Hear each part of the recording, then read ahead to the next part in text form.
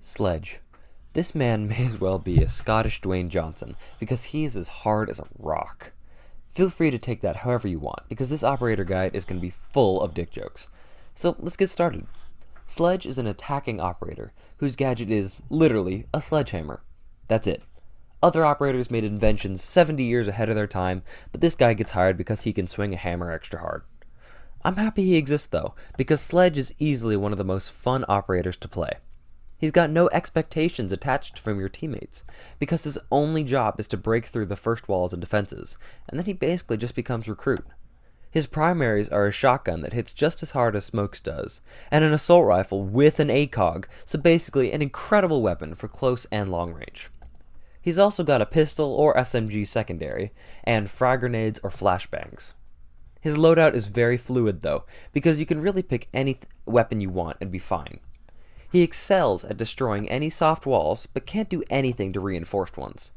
There are a few different, unique-ish playstyles I've found that work, but they really aren't unique to Sledge specifically. I've found that just one works especially well with him. That playstyle being, of course, the Kool-Aid Man. Sledge and Oryx are played in pretty much the same way, but Sledge is special because his gadget gets almost unlimited uses. Yes, it technically has durability, but even in matches where I have broken almost every wall, I've never even gotten it down to halfway, so don't worry about it. It is incredibly fun to cosplay the Kool-Aid Man with Sledge, but I'm going to talk about a less fun playstyle first. Going slow and methodical may sound like the opposite of what Sledge is meant to do, but the interesting thing is that Sledge can do it completely differently than most attackers. With his hammer, and depending on where the objective is, Sledge can cover the entire building from the bottom up, or the top down, quicker than defenders will expect. This leads to some very fun Caveira kills, where she'll be looking towards the explosions of your team, while you sneak up behind and cave her skull in with your hammer. Have a taste of your own medicine, Cav, is what I would say if I ever got more than one of those kills. 90% of the time, I'm so focused on looking for defending operators that I don't see the cap can or frost trap until it's blown my face off or snapped my leg in half. Then, Caveira normally shows up and interrogates me. So if you do like this sneakier playstyle, don't just let it be a free roamer kill for the enemy team. The next playstyle requires the shotgun to pull off. As I mentioned before, cosplaying the Kool-Aid Man is some of the most fun you can have in Siege. I'm not joking. First move, you start on the same level as the objective, and as far away from it on the same level as you can. So like the same level being the same floor. Then, take a deep breath, prepare yourself, and swing your hammer. Act like every soft wall in your way is made of glass, and shred through them. If you Kool-Aid Man through a wall and there's a defender behind it, chances are they'll be waiting for you since you're pretty loud.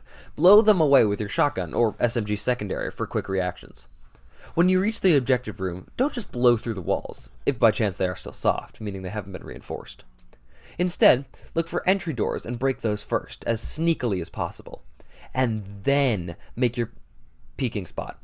The idea is to make the defenders think you're coming in the door you just broke, or the wall you just broke, so they have to watch two spots at once.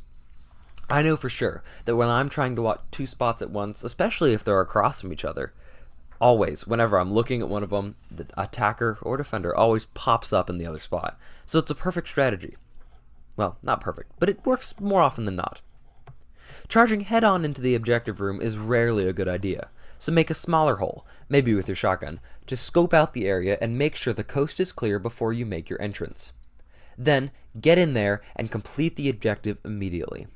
If you have to plant the diffuser, do it behind cover. If you have to grab the hostage, do it and run. If you have to secure area, then just, do it. Secure it already. Come on, it's not that hard.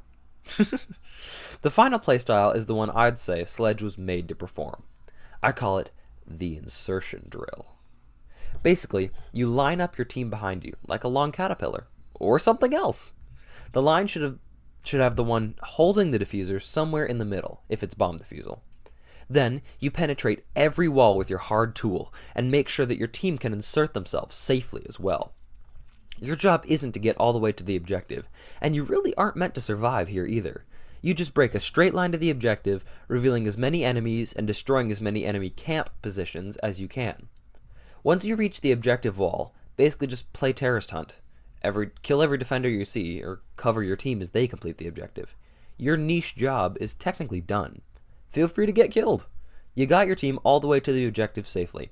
Or, you didn't, and ran straight into a frost trap, or legion trap, or capcan trap. Darn, there's a lot of defenders who screw up Sledge's niche. I guess that's why you need your team nearby to cover you, or heal you, or pick you up when you get knocked down. Kinda nice to think about, actually. It's Rainbow Six Siege team. They like each other. Well, half the time. Side note, if you see a Caveira, you are the perfect person to kill her, because 1, you should always be the first person into the building. So there's always very little to fear from an interrogation, because your team is most likely still outside. And 2, because her interrogation is a melee, and she's terrifying. So it's always hilarious to bonk her with your hammer. Side note, always help out your fuse. If he is near you after you've cleared the way to the objective, then guard him. Because no matter how much I hate Fuse, it always seems like he is the one who gets all the kills with his cluster charges. Fucking Fuse. Final note, Sledge is an operator with low pick rate, meaning more often than not he's open for grabs. I get it, the newer operators are really fun to play, but I love Sledge's simplicity. Other operators can have really complex individual jobs that only they can perform, which I'm really excited to talk about in their separate videos, by the way. Sledge, though, all he's got to worry about is if he's running into a trap and if his hammer still works. Again, he acts as an expendable operator. Yes, his job is to break walls, but almost every operator can break walls. Sledge just allows the other members of your team to save whatever breaching tools they may have for actually reinforced walls. It's funny to me, then, that Sledge's hammer can't break walls reinforced with iron or whatever that is, but it can break through the weight-bearing walls of the building, which, in structural support, I believe, are the most important things to the building. So why don't they, collapse? I think he should be able to break reinforced walls, but in 4 hits, maybe? That way he can have more of a use and also help attackers get in the objective quicker. I don't know, attacking is always harder to me than defending. But that's just my take on Sledge, folks. Don't take it as fact, and definitely don't try most of what I told you on a serious team or outside of casual. Thanks for watching.